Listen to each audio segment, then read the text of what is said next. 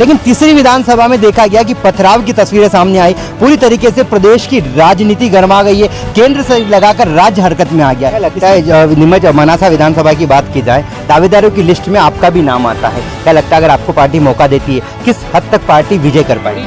और उसके बाद एक प्रायोजित कार्यक्रम जय जय कमलनाथ कौन बोलेगा? क्या भाजपा का कार्यकर्ता बोलेगा? भारतीय जनता पार्टी गौ माता की बात करती है, वो गंभीर आरोप लगा रहे हैं। गौ माता को कुचलने का काम भारतीय जनता पार्टी। चीता प्रोजेक्ट सरकार की ऐसी क्या मजबूरी है कि गौ माता जो है उनके सामने भूखे मरने की नौबत आएगी? मनासा में लगातार जो गुटबाजी की तस्वीरें देखी जा रही है, आप कह रहे हो प्रदेश में 200 पार जाएंगे। मनासा हो, जावोद या नीमच हो, अधिकतर मनासा की तस्वीरें ऐसी है। दो गुट बटे हुए हैं, इसमें जो तस्वीरें आ रही है, चावला गुट के जो लोग हैं उन्होंने वहां पर भाजपा की आपसी गुटबाजी को लेकर पथरा हुआ, ऐसे कांग्रेस आरोप लगा रही है। क्या लगता है मोदी जी रेवड़ी की बात कर रहे, शिवराज जी रेवड़ी बात? कमलनाथ जी ने ये कहा है कि लाडली बहना और गैस की टंकी के दाम की जो मामा जी ने घोषणा करी है वो पूरा कमलनाथ जी के वचन पत्र की बात, मतलब कुल मिला के श्रेय वो ले रहे उनकी वजह से भाजपा ने ऐसा करा। इसको लेकर नाहटा जी ने अभी एक मीडिया से चर्चा के दौरान बड़ा बयान दिया था। उन्होंने कहा था कि माधव मारू सिर्फ कागजों में विकास की बात करे, धरातल पर कोई विकास नहीं हुआ। विकास तो उनके कार्यकाल में हुआ था। नमस्कार, आप देख रहे हैं प्रदेश हलचल में हूं आपके साथ महेश जैन। चुनावी चर्चा, प्रदेश में किसकी होगी सरकार, कौन बनेगा सरदार, अब की बार कितनी पार, इसको लेकर हम पहुंचे नीमच के मनासा विधानसभा में, जहां पर मुलाकात कराएंगे आप पूर्व जिला उपाध्यक्ष और वर्तमान में जिला महामंत्री और पूर्व विधायक जो राधेश्याम जी लड्डा के जो पुत्र है राजेश लड्डा से मुलाकात कराएंगे। इस वक्त हमारे साथ में मौजूद हैं। भैया मुझे बताइए इस बार कितनी पार? इस बार हम लगभग 200 पार होंगे निश्चित रूप से, क्योंकि हमने जो जनता से वादे किए थे उन वादे के अनुरूप हमारी चाहे प्रदेश की सरकार और केंद्र की सरकार हो, हमने गरीब कल्याण से लेकर विकास के जो काम किए हैं उसके आधार पर निश्चित रूप से हम कह सकते हैं कि हम 200 पार होंगे। चेहरा शिवराज या फिर कुछ और? चेहरा कमल का फूल है, भारतीय जनता पार्टी का विचार है। अभी वर्तमान में जो हालात बन रहे हैं, जन आशीर्वाद यात्रा को लेकर तस्वीरें सामने आई थी, नीमच से शुरुआत होती, 44 विधानसभा में जाने का आपका एक रहता है 8 से 9 लाख लोगों का, लेकिन तीसरी विधानसभा में देखा गया कि पथराव की तस्वीरें सामने आई। पूरी तरीके से प्रदेश की राजनीति गर्मा गई है, केंद्र से लगाकर राज्य हरकत में आ गया है। इसके पीछे क्या कुछ साजिश लगती है आपको? देखिए, जन आशीर्वाद यात्रा क्योंकि हमने काम किए उसके आधार पर हम जनता के बीच जा रहे हैं। और जन आशीर्वाद यात्रा को जो नीमच से शुरुआत हुई थी, नीमच में आपने देखा कि बहुत अच्छी सभा हुई, अच्छी रैली निकली, लोगों का पूरा समर्थन पार्टी को मिला। उसके बाद जावद में भी यात्रा सफल रही। मनासा में हमारे मालखेड़ा फंटे से यात्रा प्रारंभ हुई। जगह जगह आम जनता ने, हमारी लाडली बहनाओं ने और बढ़ चढ़ के इस यात्रा में भाग लिया, यात्रा का सम्मान किया और यात्रा को आशीर्वाद दिया। ठीक है, रामपुरा के आगे रावली कुई में जहाँ पर गौपालक की कुछ समस्या थी, जिसके बारे में उनकी समस्या का समाधान हमारे जनप्रतिनिधि के माध्यम से लगभग हम कर चुके हैं। लेकिन राजनीति का समय, चुनाव का समय है। कांग्रेस ने इस समय को चुनते हुए और जिस प्रकार की घटना की है, मैं प्रत्यक्षदर्शी हूँ, मैं उस यात्रा में था। उस समय रावली कुई में लगभग 150 के करीब संख्या थी। उन्होंने यात्रा का स्वागत किया, यात्रा आगे बढ़ी। कुछ लोग सामने आए, कुछ महिलाएं भी आई, उन्होंने अपनी समस्या रखी। हमने नीचे उतरकर लोगों से बात की, उनको लेकिन पथराव को लेकर राजेश जी क्या स्थिति? पथराव को लेकर आरोप प्रत्यारोप का दौर शुरू हो गया है। वीडी शर्मा का बयान आया कि कांग्रेस के गुंडे थे पथराव करने वाले और पहाड़ी और झाड़ियों के पीछे से पथराव किया गया। बिल्कुल सही बात है। रथ यात्रा, जो आशीर्वाद यात्रा अपने मुकाम पर आगे बढ़ रही थी, रावली कुई का जो फंटा हमने क्रॉस भी याद किया था, उससे 200 मीटर आगे लेफ्ट साइड में 30-40 लड़के जो हम पहचानते नहीं है उनको, उन्होंने जय जय कमलनाथ के नारे लगाते हुए उस हमारी गाड़ी के ऊपर पथराव किया।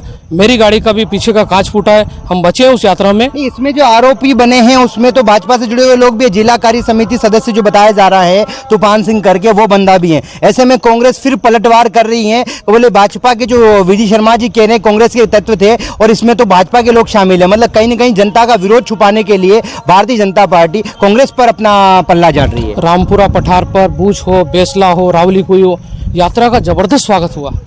उसी से ये बौखला है। और जहाँ पर छोटी मोटी कुछ बात हुई थी, समस्या थी, उन समस्याओं को सुना, क्योंकि हमारे लोग हैं। हमने उनसे बात करी कि आपकी समस्या ये है, इसमें और भी अगर जमीन छोड़ना है गोचरण के लिए तो उसकी भी आगे बात करेंगे। वो संतुष्ट भी हुए, यात्रा आगे बढ़ी। और उसके बाद एक प्रायोजित कार्यक्रम जय जय कमलनाथ कौन बोलेगा? क्या भाजपा का कार्यकर्ता बोलेगा? लेकिन राजेश जी बात करना चाहूंगा, वहाँ के जो लोग हैं पूरा गांव कांग्रेसी नहीं है, ये बात स्वीकार करते हैं। भाजपा के लोग भी उस गांव में रहते हैं। बिल्कुल भाजपा के लोग थे, जो उन्होंने लोग पहले भी धरना प्रदर्शन के लिए नीमच गए थे, उन्होंने अपनी समस्या बताई थी चीता प्रोजेक्ट को लेकर, जहां भारतीय जनता पार्टी गौ माता की बात करती है, वो गंभीर आरोप लगा रहे हैं गौ माता को कुचलने का काम भारतीय जनता पार्टी। चीता प्रोजेक्ट सरकार की ऐसी क्या मजबूरी है कि गौ माता जो है उनके सामने भूखे मरने की नौबत आएगी? उन लोगों ने धरना दिया, उसके बाद भी उस दिन वहां पर जाकर उनकी भी सुनवाई नहीं करी गई, उनकी समस्या नहीं, तस्वीरें ये देखने को मिली। बिल्कुल गलत जानकारी है, शायद आपको भी जानकारी नहीं है। 5 पंचायत का मामला है, चीता प्रोजेक्ट आया है, उसके एवज में लेफ्ट साइड में सभी पंचायतों में सभी गोपालकों को अलग अलग ब्लॉक आवंटित किए, किसानों को साथ में बिठाकर, जिसमें हमारे कलेक्टर बैठे थे, हमारे एसपी साहब बैठे थे, डीएफओ साहब बैठे थे, हमारे सांसद महोदय बैठे थे, उस क्षेत्र के सारे जनप्रतिनिधि थे, गांव के किसान भी साथ में थे, और इस समस्या का समाधान बिल्कुल सबके साथ मिलकर किया गया, और कहीं कोई नाराजगी नहीं थी। चुनावी समय के कारण कांग्रेस के लोग, कांग्रेस के नेता लगातार रावली को ही जा रहे हैं, उन्होंने षड्यंत्र किया है। आज धरना प्रदर्शन करा गया और यहाँ पर जिस प्रकार का विरोध प्रदर्शन, जिसके साथ में रावली कुली के जो पीड़ित परिवार, इनके एफआईआर वो भी आए, इसको क्या लगता है, क्या मानते हैं? मतलब ये फिर भी षड्यंत्र चल रहा है या फिर राजनीति अब इन लोगों पे सेकी जा रही है? देखिए, आज का धरना प्रदर्शन मैं तो नहीं था, लेकिन जो मुझे जानकारी मिली है, ये पूरा कांग्रेस का कार्यक्रम था। कांग्रेस के पदाधिकारी, कांग्रेस के चुनाव के दावेदार इसमें शामिल थे, और सीधी सीधी ये कांग्रेस का प्रदर्शन था। और लोगों की कोई समस्या है, छोटी मोटी समस्या, उसका समाधान भारतीय जनता पार्टी ही करेगी, कांग्रेस नहीं करेगी। कांग्रेस केवल भड़काने का काम करती है, समस्या का निदान भारतीय जनता पार्टी करती है। मनासा में लगातार जो गुटबाजी की तस्वीरें देखी जा रही है, आप कह रहे हो प्रदेश में 200 पार जाएंगे, मनासा हो, जावो दया, नीमच हो, अधिकतर मनासा की तस्वीरें ऐसी है, 2 गुट बटे हुए हैं। इसमें जो तस्वीरें आ रही है, चावला गुट के जो लोग हैं उन्होंने वहां पर भाजपा की आपसी गुटबाजी को लेकर पथरा हुआ, ऐसे कांग्रेस आरोप लगा रही है, इसको लेकर क्या कहेंगे? कोई गुटबाजी भारतीय जनता पार्टी में नहीं है। अभी जन आशीर्वाद यात्रा निकली है, उसके पहले विकास यात्रा थी। दोनों ही यात्राओं में जिस प्रकार से पूरी पार्टी ने, सारे कार्यकर्ता, सारे नेताओं ने कंधे से कंधा मिलाकर यात्रा की तैयारी की और यात्रा को अभूतपूर्व सफल बनाया, इसमें कहीं कोई ग्रुपबाजी नहीं है। राजेश जी, एक तरफ तो मोदी जी कह रहे हैं कि रेवड़ी जो है, फ्री की रेवड़ी जो बांटी जाती है, उसके विरोध में मोदी जी बात करते हैं कि वो नहीं होना चाहिए। दूसरी तरफ शिवराज जी लगातार कांग्रेस के वचन पत्र के बाद भाजपा के वचन पत्र भी चलते आ रहे हैं, और कहीं न कहीं ये जो योजनाएं देखी जा रही, लाडली बहना हो, गैस की टंकी हो, कांग्रेस और भाजपा दोनों ही इसको लेकर वचन पत्र जारी कर रही है। क्या लगता है, मोदी जी रेवड़ी की बात कर रहे हैं, शिवराज जी रेवड़ी बातें जा रहे हैं? रेवड़ी की बात नहीं है, हम अंत्योदय की बात करते हैं, और जो समाज की अंतिम पंक्ति में खड़ा है, जो दीन दुखी गरीब है, उसका कल्याण करना बहुत ज़रूरी है। उसको मकान मिले, उसको आयुष्मान कार्ड मिले, और हमारी बहनों को सम्मान मिले। तो इसके लिए मामा 1000 रुपये खाते में डाल रहा, तो इनके पेट में दर्द क्यों हो रहा है? लेकिन अभी शिवराज जी की सभा से पहले कमलनाथ जी नीमच आए थे। कमलनाथ जी ने ये कहा है कि लाडली बहना और गैस की टंकी के दाम की जो मामा जी ने घोषणा करी है, वो पूरा कमलनाथ जी के वचन पत्र के बाद, मतलब कुल मिला के श्रेय वो ले रहे, उनकी वजह से भाजपा ने ऐसा करा। इसको लेकर क्या कहना? देखो, कांग्रेस का और कमलनाथ जी के वचन पत्र की तो कोई वैल्यू है नहीं। इन्होंने 2 लाख के कर्जे की बात करी थी और किसानों को 5 साल से डिफाल्टर कर दिया। यह है कांग्रेस का वचन भारतीय जनता पार्टी देती है और उस वचन को पूरा भी करती है। इसलिए कांग्रेस की बात तो मैं नहीं करूँगा। हम जन कल्याण की बात करते हैं, अंत्योदय की बात करते हैं, और सबके विकास की बात करते हैं। हर समाज को आगे बढ़ने का हम संकल्प लेकर चल रहे हैं, और उसी दिशा में हमारे कार्यक्रम चल रहे हैं। क्या लगता है, नीमच मनासा विधानसभा की बात की जाए, दावेदारों की लिस्ट में आपका भी नाम आता है, क्या लगता है अगर आपको पार्टी मौका देती है, किस हद तक पार्टी विजय कर पाएगी? भारतीय जनता पार्टी अभी चुनाव मोड में है। हम सब कार्यकर्ता चुनाव के काम में लग चुके हैं, और पार्टी जिस कार्यकर्ता को कमल का फूल थमा देगी, वो भारतीय जनता पार्टी का उम्मीदवार होगा, और प्रचंड बहुमत से हम उसको जिता के लाएंगे, चाहे वो मेरे हाथ में पार्टी कमल का निशान दे या किसी अन्य को दे। नाहटा जी ने अभी एक मीडिया से चर्चा के दौरान बड़ा बयान दिया था। उन्होंने कहा था कि मदव मारू सिर्फ कागजों में विकास की बात करे, धरातल पर कोई विकास नहीं हुआ। विकास तो उनके कार्यकाल में हुआ था। इसको लेकर क्या सोचते हैं, क्या वाकई में विकास कागजों में हुआ है, धरातल पर क्या हकीकत? देखिए, अगर विकास नहीं होता तो बार बार जनता भारतीय जनता पार्टी को आशीर्वाद नहीं देती। 2003 के पहले का मध्य प्रदेश, 2003 के पहले का मनासा विधानसभा और आज का मनासा, तस्वीर पूरी बदली हुई है। चारों ओर सड़कें बनी हुई है, गांधी सागर का पानी हमारे क्षेत्र में पेयजल के रूप में भी आ रहा है और इरिगेशन में भी आ रहा है। हमारे यहाँ सीएम राइस बन रहा है, हमारे यहाँ बड़े बड़े हॉस्पिटल बन रहे हैं। कहाँ विकास नहीं है? ये तो दृष्टि का फर्क है भाई। अभी देखा जा रहा है कि कांग्रेस के लोग जो भारतीय जनता पार्टी में आए, उनको भी टिकट की लालसा है। ऐसे में जावद में समुंदर पटेल सिंधिया समर्थक थे, वो पार्टी छोड़कर चले गए। आपके यहाँ भी विजेंद्र माला है, कहीं ना कहीं उम्मीदवारी की लिस्ट में दिखाई दे रहे हैं। क्या लगता है, अगर टिकट नहीं मिला तो ये लोग भारतीय जनता पार्टी के लिए मुसीबत खड़ी कर सकते हैं? नहीं, माला हेड़ा जी पूर्ण रूप से हमारे साथ हैं, और पार्टी के हर कार्यक्रम में उनकी उपस्थिति, उनकी सक्रियता और उसके कारण भारतीय जनता पार्टी को और मजबूती मिली है।